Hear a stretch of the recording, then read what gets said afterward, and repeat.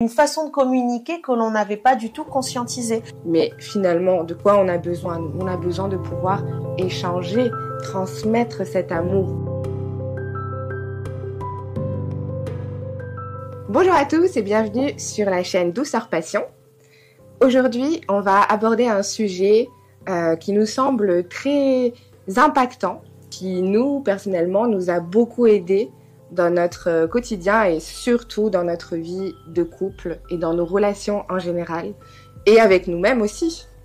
En fait, il y a quelques mois, ma petite sœur m'a fait découvrir un livre de Gary Chapman qui s'intitule « Les 5 langages de l'amour ». J'ai trouvé ça super inspirant et en parlant avec Lilo et en appliquant vraiment cette façon de voir les choses et en l'intégrant dans la communication avec son partenaire ou dans ses relations, ça a vraiment en fait un impact, comment tu le dirais toi? Dans notre vie, en fait, connaître ce genre de langage permet aussi de comprendre l'autre. C'est comme ça que tu me l'avais présenté.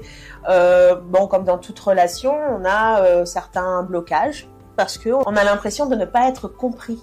Et Anna m'a parlé donc des 5 langages de l'amour. J'ai trouvé ça tellement beau, ça m'a fait prendre une autre dimension de ce que c'était réellement l'amour, parce que l'amour, si on en parle de manière philosophique, il y en a tellement non seulement des langages, mais des expressions, des formes d'amour aussi. On a l'amour maternel, l'amour entre un homme et une femme, l'amour qu'on peut avoir pour son chien, voilà. Voilà, l'amitié. Ce que j'entends souvent en thérapie, c'est « mais moi je l'aime ». Mais ça ne suffit pas parce que dans notre quotidien, on s'entend pas, on a des conflits, c'est épuisant, c'est fatigant. Mais l'amour, il est là.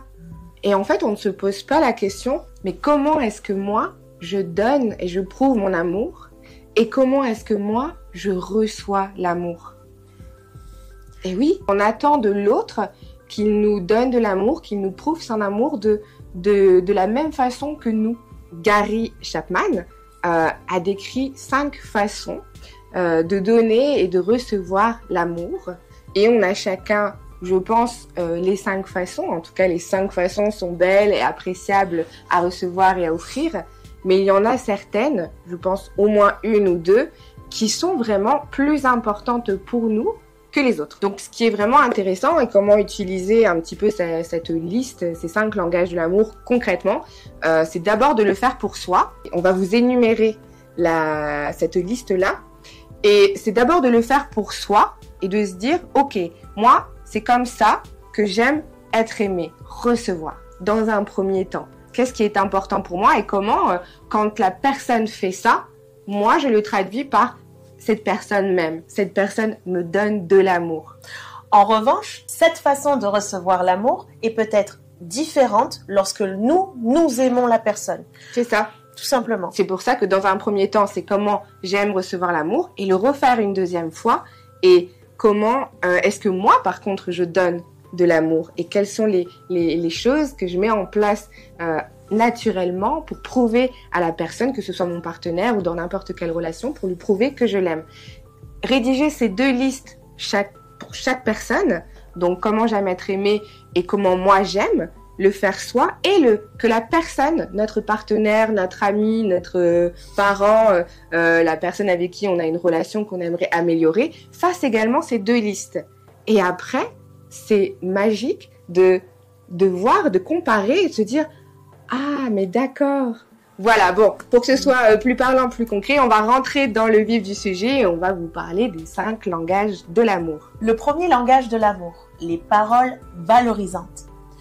En fait, c'est la manière dont on reçoit la parole, les paroles qui nous font du bien et les paroles que nous aimons dire. Des mots doux, des façons de dire je t'aime, le verbaliser, dire que tu es belle. Voilà, c'est ça. Voilà, tout ce qui est dans le verbal, tout Exactement. Ce qui est dans la partie verbale.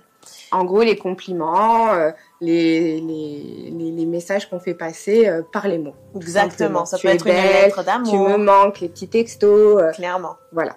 Dans le temps, beaucoup de seigneurs écrivaient à leurs dames des magnifiques poèmes en leur disant vous êtes la plus belle, tous les astres seront reflétés dans vos yeux, voilà, ce qu'on appelle les disquettes aujourd'hui. Je sais pas si vous voyez de quoi on parle. Moi, voilà, certaines personnes aiment en s'entendre dire de beaux mots. Le deuxième langage de l'amour, ou comment on va recevoir l'amour, c'est par les moments de qualité.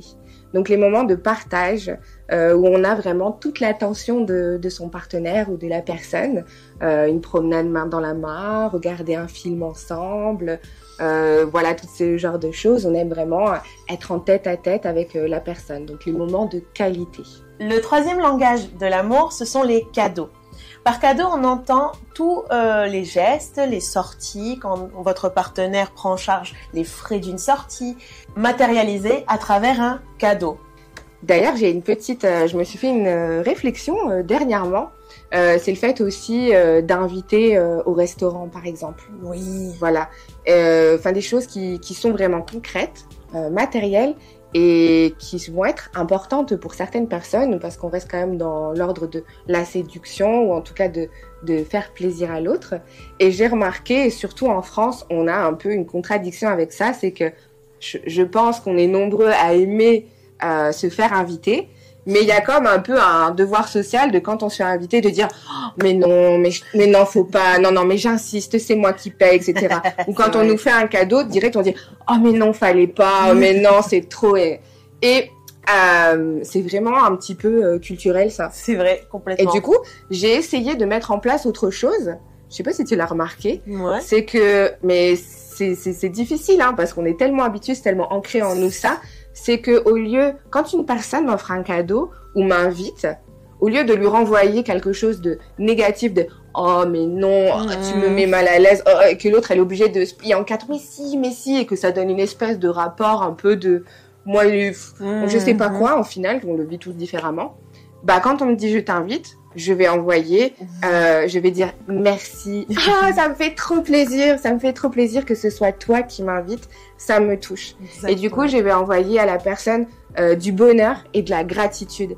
Et je trouve que le moment c'est valorisant pour la personne parce que la personne qui a l'intention, qui fait une intention, qui invite, qui fait cette démarche, si ça se trouve, comme on le voit en ce moment, pour elle, c'est sa façon de donner de l'amour. Alors, je trouve que c'est un cadeau aussi d'accepter de recevoir cette façon de donner de l'amour. Bah oui, complètement. Un quatrième langage de l'amour, c'est les services rendus. Alors, c'est peut-être de l'ordre un peu plus du quotidien, mais c'est quand l'autre, quelque part, nous décharge un petit peu de toutes les choses qu'il y a à faire dans la relation. J'apprécie énormément qu'il soit allé laver la voiture sans que je lui dise, ou quelqu'un par exemple qui fait le lit le matin, qui a pensé à vider le lave-vaisselle, penser à allumer le chauffage un petit peu avant que la personne rentre du travail, lui préparer ses petits chaussons, voilà, en gros qui met la personne dans quelque chose de confortable, mais surtout qui l'allège en fait. Le côté équipe, on fait les choses ensemble, et ça c'est quelque chose qui, pour moi, en tout cas quand je suis dans ce langage de l'amour, je reçois ça comme de l'amour. Et enfin, le toucher physique. Donc, c'est tout ce qui est en relation avec le corps, des baisers, des caresses, tout ce qui est des massages.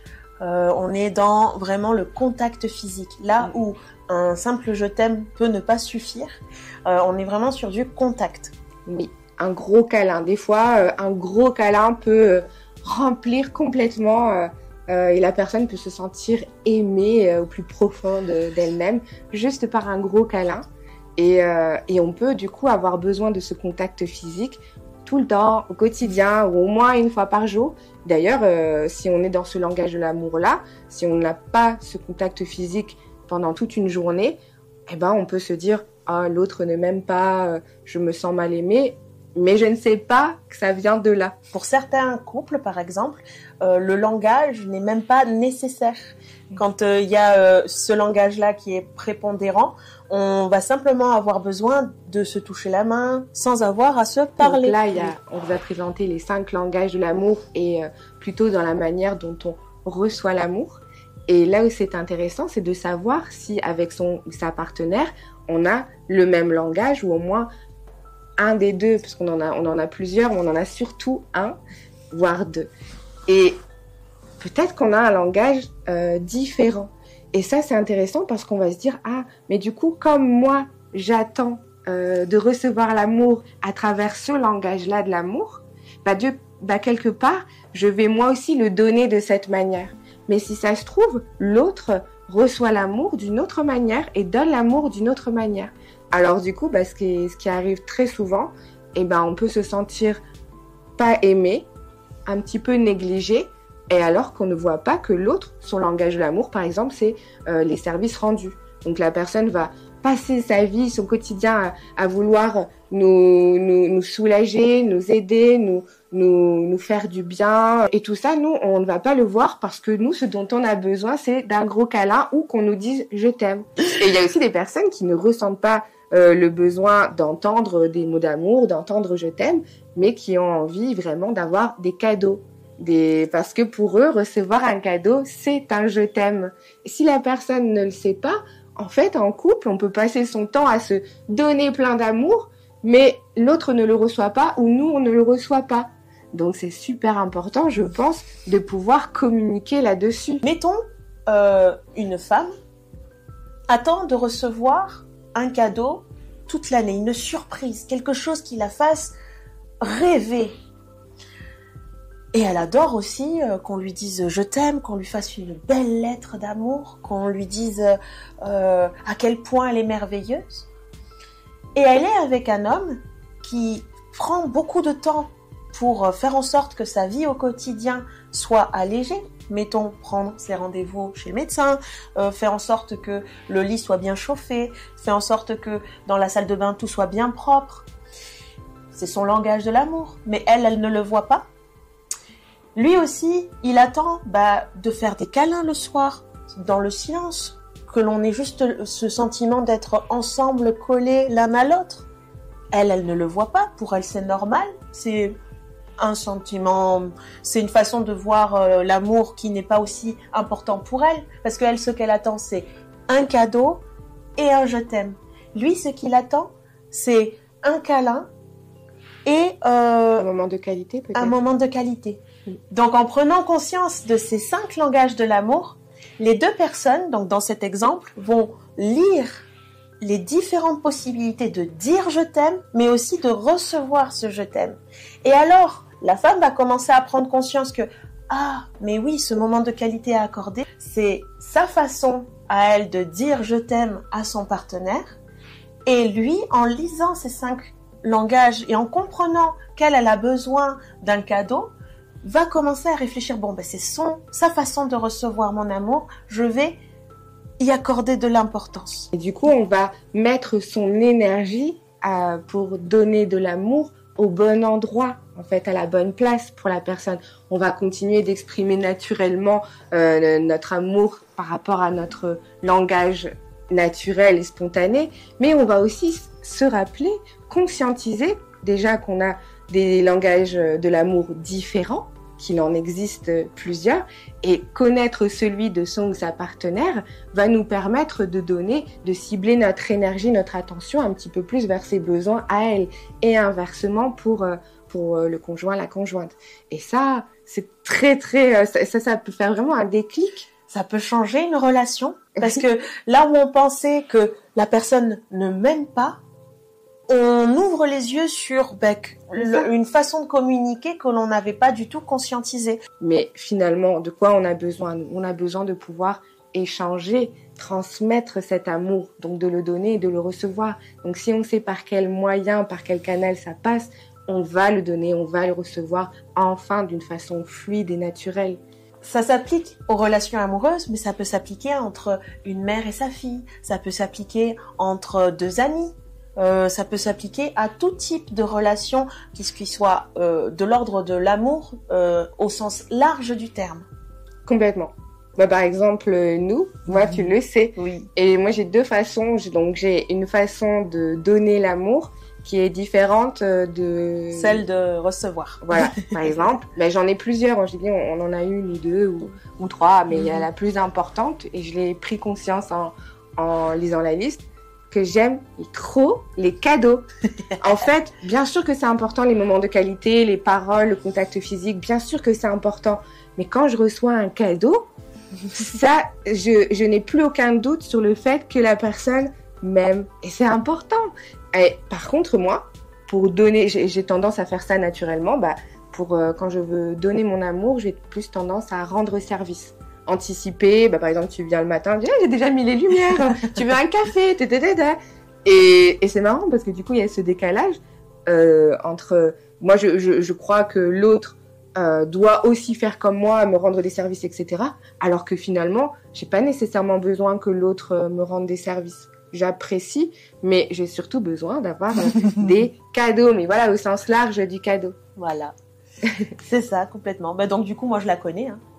Donc, vous vous doutez bien. Hein. Donc, tu perds pas ton temps à m'enlever les petites pierres sur le chemin ou à me dorloter ou je sais pas quoi. Exactement. Vraiment, elle sait que je sais bien gérer ma vie et mon organisation. En gros, je lui amène 4 cookies, elle est contente. Ah oui, ouais, les cookies, c'est la vie.